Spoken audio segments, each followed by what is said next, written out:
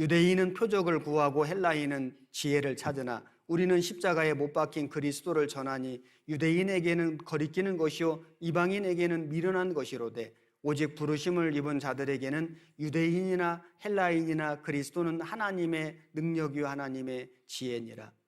여기 이 십자가에 못 박힌 그리스도를 전하니, 뭘 전하냐면요, 우리가 십자가에 못 박히신 주님을 전하는 거예요. 십자가를 전하는 겁니다.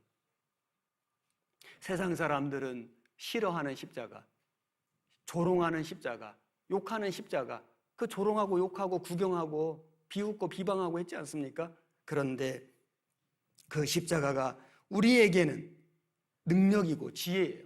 생명이거든요. 이걸 전하는 거다. 그래서 우리는 세상 속의 십자가, 세상 사람들이 바라보는 그 십자가, 비록 그들은 그걸 비웃고 비방하지만은 그 십자가를, 그 십자가에 달리신 그 예수님을 우리는 전하는 것이다. 그것이 우리 그리스도인의 사명이고 그것이 우리가 이 세상을 오늘 살아있는 목적입니다. 우리는 십자가를 전하기 위해서 지금 여기 있다. 내가 어느 가정에서 구원을 받았다면 주님이 주 예수를 믿으라 그러면 너와 네 집이 구원 얻으리라. 자동 구원된다는 말이 아니고 너가 예수님을 믿어서 구원받은 것처럼 다른 가족들도 예수님 믿으면 구원받는데 그 구원받도록 그 전도할 그 사명이 너에게 있다는 거예요. 내가 어느 직장에 다니는 중에 구원을 받았다면 그 직장에 내가 복음 전할 영혼이 있는 겁니다. 내가 어느 도시에 살고 있다면 그 도시에 그 내가 복음 전할 사람이 있는 겁니다. 어느 나라에 내가 있는데 구원을 받았다면 그 나라에 내가 복음 전할 백성들이 있는 겁니다. 내가 있는 이곳이 나의 선교지다. 하나님이 나를 거기 보내심, 파송한 거예요. 그렇지 않습니까? 꼭 선교사가 어느 나라에만 파송이 돼야 그 분이 선교사겠습니까? 내 가정에 주님의 나를 파송하신 거예요. 내 가족 중에 불신자들이 있지 않습니까? 내 집안에도 있고, 학교에도 있고, 내 직장에도 있고, 도시에도 있고, 나를 여기에 보내셨다. 왜요? 너가 너 육신대로 너 하고 싶은 걸 잘 누리고 살라고 하신 게 아니라 너가 그 바라본 십자가, 그 예수님이 달리신 십자가, 예수님이 죽으신 십자가, 세상 사람들은 조롱하고 비방하지만은 그것을 너가 짊어지고 그것을 전하라. 그 사명 때문에 내가 지금 여기 있는 것입니다. 우리는 우리가 만나는 모든 사람들이 우리의 전도 대상자다. 그것도 자주 만나는 사람. 우리가 어떤 사람은 몇 년에 한 번씩 만나는 사람도 있지만은 사실 그런 사람들보다는 매일 만나는 사람, 매일 만날 수밖에 없는 사람, 실제로 매일 만나고 있는 사람 있지 않습니까? 하나님이 붙여주신 영혼이다. 내 가족, 매일 만나지 않습니까? 또 내 직장 동료, 매일 만나는, 자주 만나는, 거래처, 만날 수밖에 없는 그런 사람들은 하나님이 내게 붙이신 영혼이다. 그들을 외면하면 안 됩니다. 듣든지 아니 듣든지, 때려 얻든지 못 얻든지 십자가를 전하는 것. 그것이 나를 위해서 십자가에 죽기까지 하신 그 주님께서 내게 부탁하신 일인 겁니다. 마가복음 1장.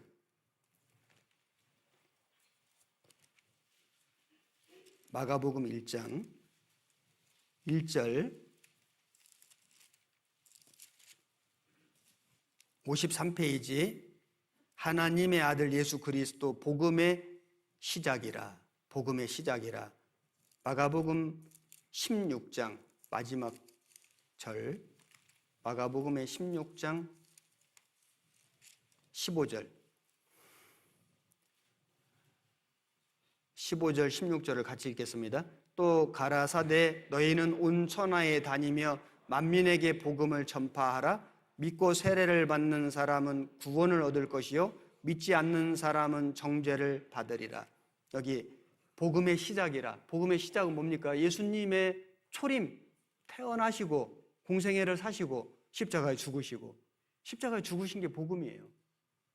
그 예수님이 메시아다, 그리스도이다, 이게 복음이거든요. 그래서 이 복음을 완성하셨기 때문에 이제 우리는 온 천하에 다니며 만민에게 복음을 전파하라. 그 예수님이 십자가에 죽어주신 그 일을 전하라. 그 예수님의 사랑과 그 은혜를 많은 사람들에게, 만민족, 모든 민족들에게 전파하라. 이것이 우리에게 주신 사명입니다. 우리가 전파했을 때 두 종류의 사람이 있죠. 믿고 세례를 받는 사람은 구원을 얻을 것이고 믿지 않는 사람은 정죄를 받을 거다. 딱 두 종류입니다. 우리는 전했는데 어떤 사람은 그걸 믿어요. 믿고 침례 받아요. 침례는 구원의 표시죠. 그래서 구원을 얻을 것이고 믿음으로 구원받는 겁니다. 믿지 않는 사람은 정죄를 받으리라. 믿느냐 믿지 않느냐, 그거는 그 사람의 몫이고 그 사람의 선택이고 그 사람의 책임이고, 전하냐 안 전하는 것은 나의 책임이고, 우리는 온 천하에 다니며 만민에게 복음을 전파하라. 이 사명을 우리 교회가 잘 하고 있다고 생각합니다. 물론 하나님이 보실 때 정말 완벽하지는 않지만은, 그러나 우리가 할 수 있는 대로 우리의 최선을 다하고 있다. 하려고 노력하고 있다. 우리 교회가 전국에 정말 이 복음을 들고 선교사들이 가고 선교사 가족들이 가고 우리 형제 자매님들이 팀을 짜서 가고, 이 모습이 얼마나 주님 보실 때 아름다울까. 산을 넘는 자의 그 발이 아름다운 거, 어찌 그리 아름다운 거. 산을 넘는다는 고난이지 않습니까? 필리핀의 어느 선교사님이 이런 간증을 해요. 목사님, 자기가 이 필리핀에 와서 10년 넘게 있었는데 여기 와서 보니 다른 나라에서 온 선교사도 있고 한국에서 온 선교사도 있는데, 자기가 일부러 만나려고 한 건 아니지만 어떤 경우에 그들의 모습을 보게 되는데, 목사님, 자기가 와서 10년 넘게 있으면서 한 영혼을 위해서 눈물을 흘리는 선교사들은 우리밖에 없습니다. 정말 한 영혼을 위해서, 그 가난한 사람들, 정말 세상적으로는 너무 불행한 사람들, 우리 구원받은 성도들 다 대부분이 가난해요. 대부분이 세상적으로는 불행해 보여요. 정말 너무 가난해요. 제대로 된 집에 사는 사람이 안 많아요. 그런데 그런 곳을 다니면서 그 한 영혼을 위해서 눈물을 흘리는 사람은 우리밖에 없습니다. 우리 선교사님들은 울고 다닙니다. 정말로 한 영혼을 위해서, 정말로 잃어진 영혼을 건지려는 마음을 가지고 선교하는 사람이 얼마나 있을까.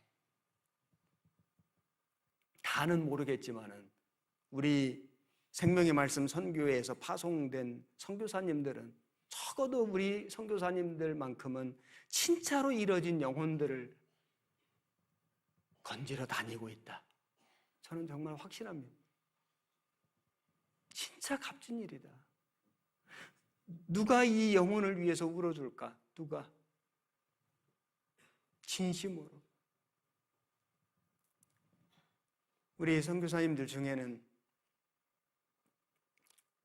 어떤 분들은 몸도 아프고, 정말 어떤 분들은 자기 자매가 너무 아프고, 자녀들이 아프고, 너무 많은 그 마음의 고생, 그 자녀들이 그 카톨릭 국가지 않습니까? 갔는데 학교에서 선생님도 왕따시키고, 마리아 상에다가 그거 안 한다고 왕따시키고, 그거 숙제 내고 친구들 따돌리고, 거기 학교에 그 학교 가고 싶은데 퇴학당하고, 그 이유만으로 이 어린 아이들이, 중학생이, 초등학생이 그런 서러움을 당하고, 그걸 당하면서도 아버지에게 말을 못하는 거예요. 왜냐하면 아버지가 너무 힘들어 보이니까, 아버지가 너무 고생하니까 차마 자기까지 그 아버지 마음에 짐이 될까 봐 그걸 당하면서도, 그걸 겪으면서도 말을 못하고 몇 년씩을 말을 안 하고 있는 거예요.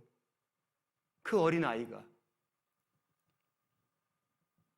그 가족들이 그렇게 마음에 고생을 하고 때로는 몸이 아프고 하는데도 한국에 못 오는 사람도 있어요. 왜요? 자기가 오면 이 교회가 없어져요. 이 성도들을 두고 올 수가 없는 거예요.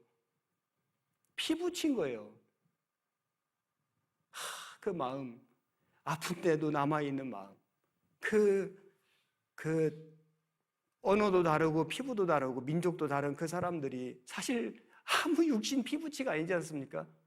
어떻게 보면 나와 아무 상관이 없는 사람들이지 않습니까? 그럼에도 불구하고 한국에 오면 빨리 가고 싶다. 자기 집에 가고 싶은 거예요. 여기 자기 육신에 피부치가 있는데 빨리 가고 싶다. 왜냐하면 그 자기 교회 성도들이 너무 기다리는 거예요. 이 선교사님을 너무 좋아하는 거예요. 너무 따르고 자기 아버지처럼 어머니처럼 사랑하는 거예요. 왜? 사랑을 줬으니까. 사랑하니까요. 서로 가고 싶다. 너무 어려운 환경이고 진짜 말도 못하게 고생하는 곳인데도 불구하고 자기 집에 빨리 가고 싶다는 거예요. 한국에 이렇게 복잡한 데 사는 게 너무 어렵다는 거예요. 아이들도 그래요. 아이들도.